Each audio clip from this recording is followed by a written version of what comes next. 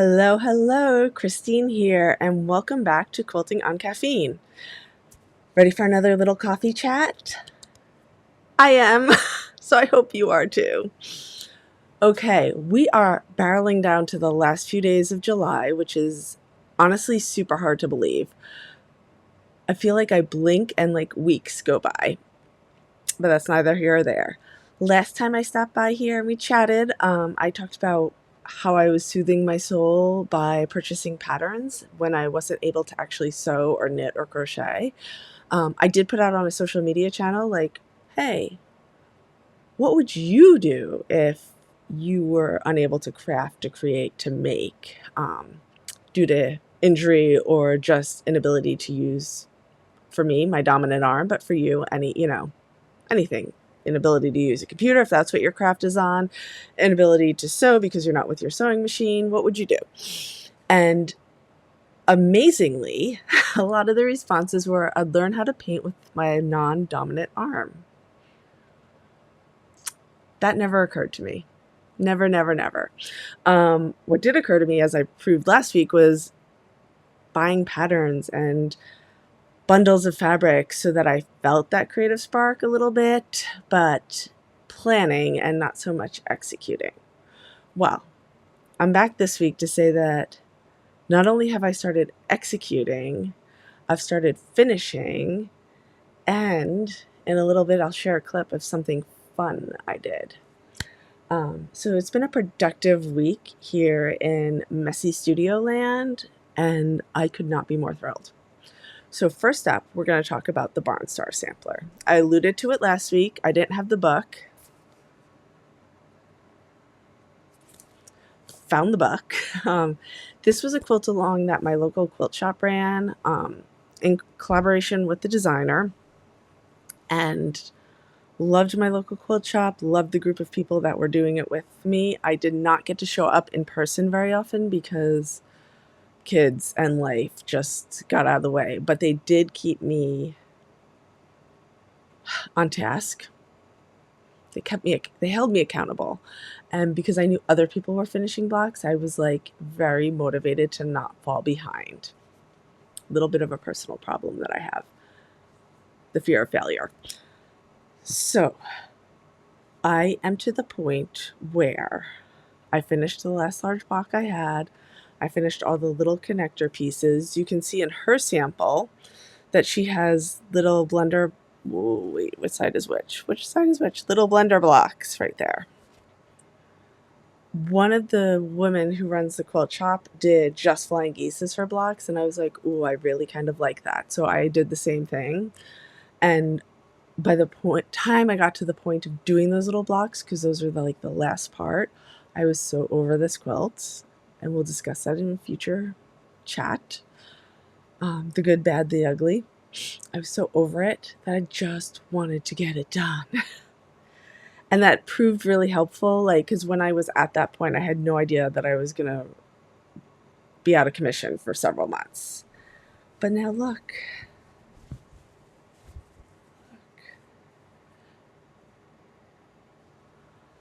I don't actually know what's showing up for you guys, but I hope that it's little snipsholes of the quilt, and I hope that they're in focus.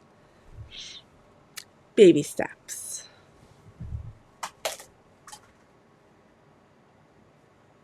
So right here, let's talk about this block. And I realize that I have really big blocks and I'm not that far back from the screen. But next week, after I get this all sewed together, I'll take a video clip and some photos and I'll drop them into our chat so that you can see the whole thing come together. So this was the block that I was missing. I'm a slow sewer, but I wrapped it up. I finished the remaining blender blocks that I needed to do, and as you can see, I've started sewing them into big chunks. Now I think I have 5 big chunks that need to come together into a full quilt top. Last week I was also playing around with, do I quilt this myself? Do I set aside rental time, or do I have somebody else quilt it? And after I laid out the blocks to assemble them, I realized, oh, there's no way I can do this. Not just from a a time, like finding a chunk of like that much time to quilt this, like all in one chunk, because I would need to rent a Longarm, and you put it on, you have to finish before you take it off, because otherwise it gets really messy and difficult to reload. Just to find the time, and then to find the money for the rental fee, it's so much easier to just send it out, have them, well, I'm going to send it out to the quilt shop where I took this class, but have them put it together, like quilt it, and then I just need to get the binding on it, which I might have somebody else do actually, because I'm so done. I have so much time and money and effort in this quilt, and I'm so done. I need to like hand it off to somebody else and step away. I'm sure I will love it in like 3 months' time when it's time to throw it on the bed for winter. But right now I'm not loving it. And speaking of throwing it on the bed, if I wanted it to fully, truly be a king size quilt, it's super close, super close. If I truly wanted it to be a king size quilt, I'd have to put borders on it. And I've just decided that I can't. Like, I don't like borders, first of all, or I have very limited feelings about borders. The sample quilt does not have borders, and that's kind of what I fell in love with. And I realized too that for the most part, it can lay on the end of my bed over my comforter that is a similar feeling of color palette. Different so that it stands out, but it can lay at the end of the bed, and I don't need to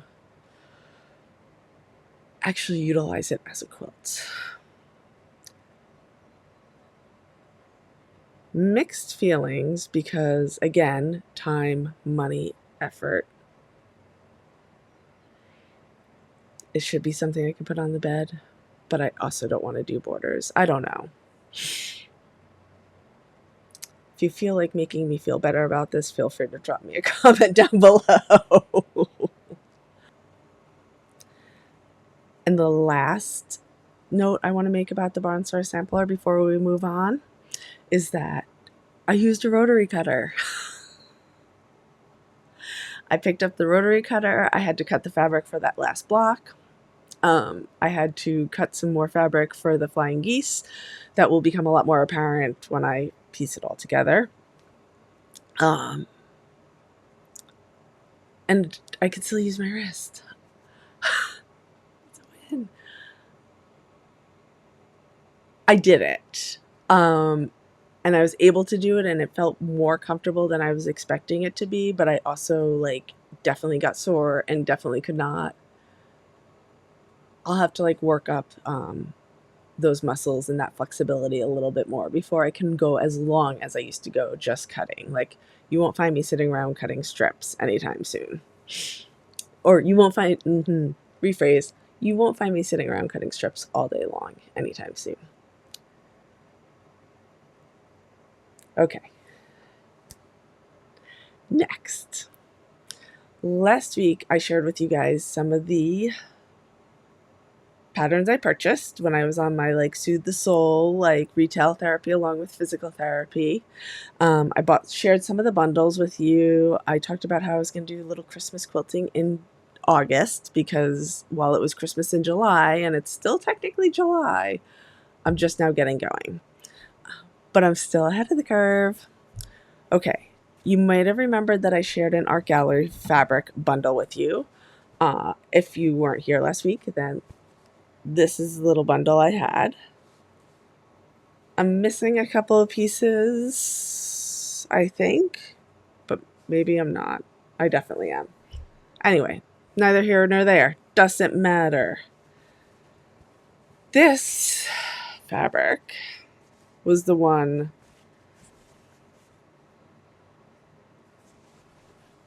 I can't even tell you how much I love this fabric. I swear it's meant to be me. And when my oldest actually saw it, he was just like, oh, that looks just like our tree. I mean, it doesn't, because my tree does not look this amazingly perfect. But I So on that note, inspired by this fabric, I was at the quilt shop this week. More on that to come. I was at the quilt shop and I decided I had to get more of the fabric, first of all.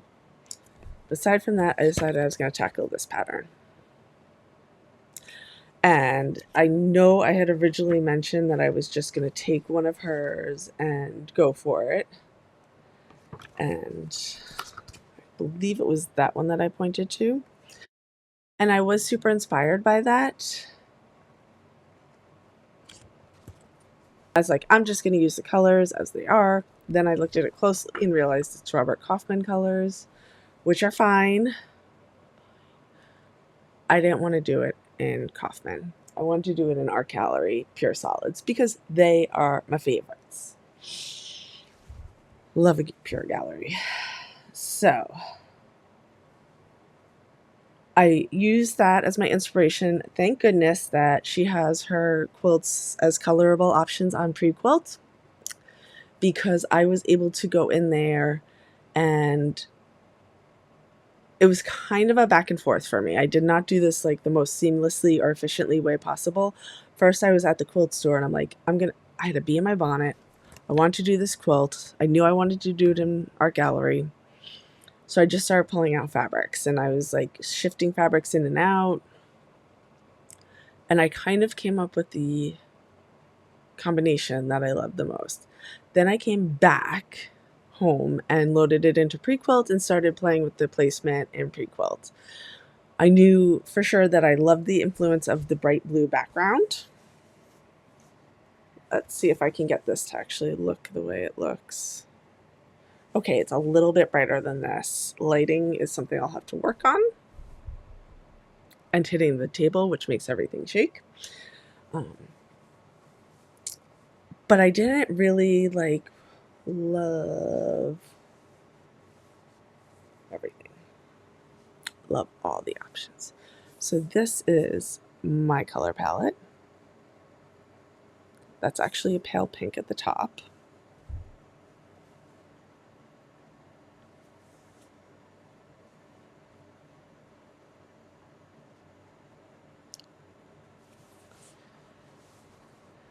And then I'm going to try it. We'll see if I like it. There might be a seam ripper involved, but I'm going to try this for the little junctions where they weave together. So, figured this out, placed an order online for the colors I knew I wanted to use in the quantities, because it was, my brain doesn't work like this listing here. I'm trying not to show how much you need of everything, although I guess it would be on her website. A list of color swatches, especially when they're close or similar, I can't wrap my head around that. I can't. And at the time, I was just looking at,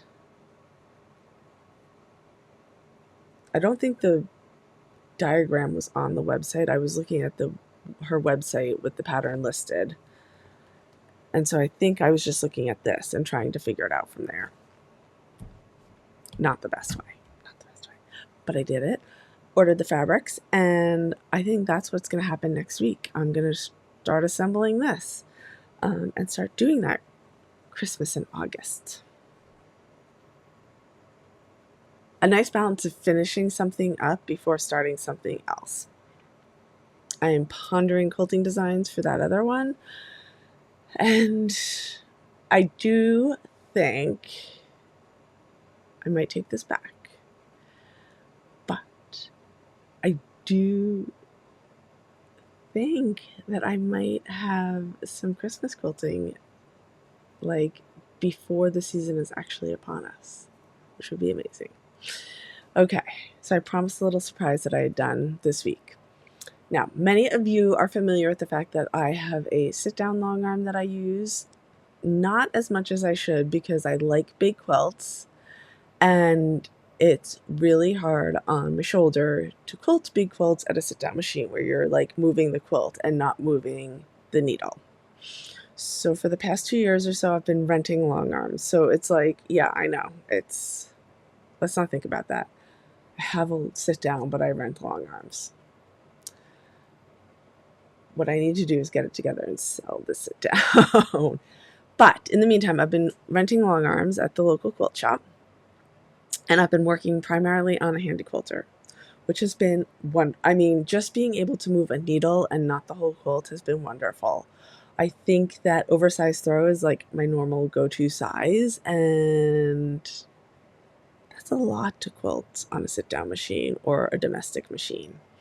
I try to quilt everything else that I can on one of these two machines.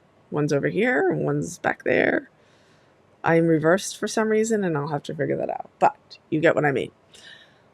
Well, local quilt shop, before all this happened, probably at the end of last year, got a new long arm. And it is an Innova long arm. And I'm dead.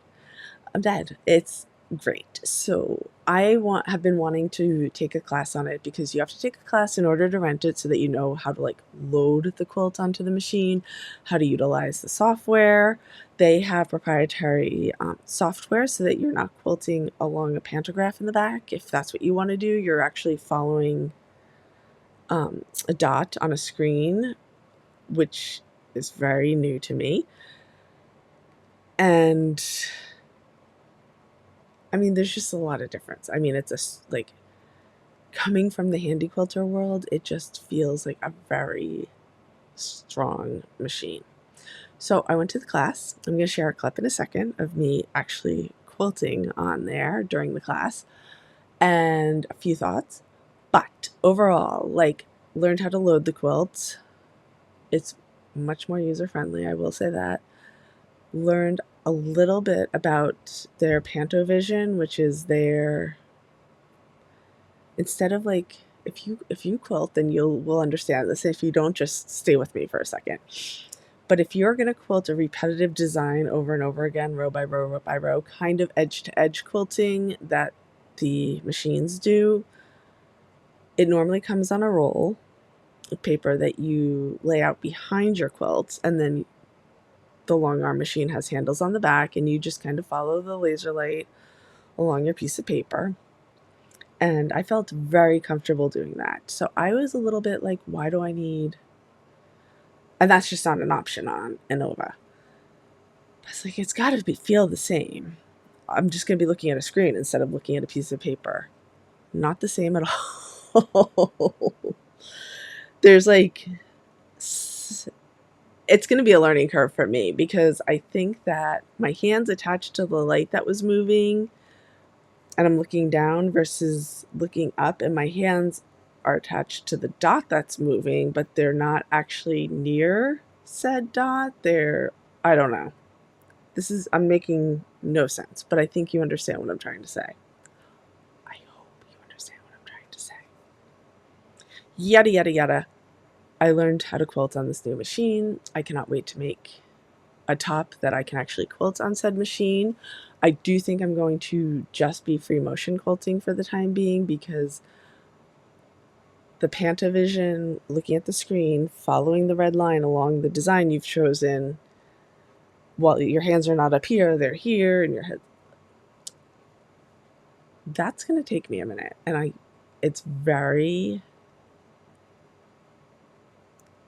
You know what it is? They said this too when I was taking the class. People who excel at that are also really good at video games. I'm not good at video games. So my son would probably be better at doing the Pantovision than I would be. But enough chatter. I'm going to bring up this little video clip right here. And there you have it.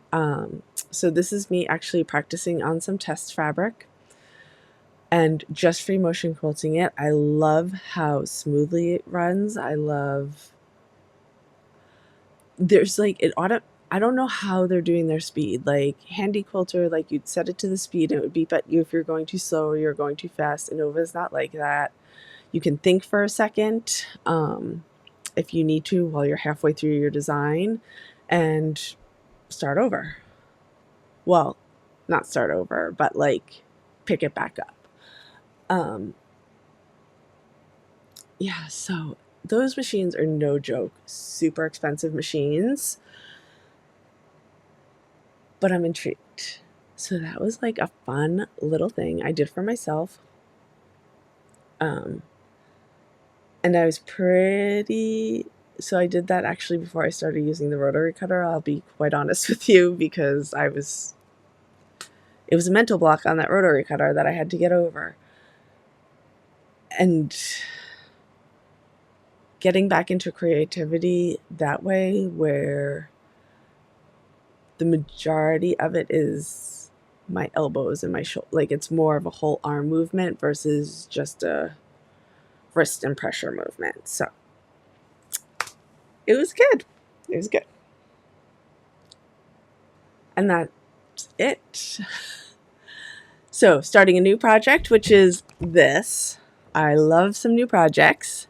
Wrapping up an old project that I cannot wait to get out of here. I'll love it at some point. I'm just not loving it right now. It's getting really warm in here. Sorry. A fun experience. I mean, getting to play on new quilty toys. There's really nothing better than that.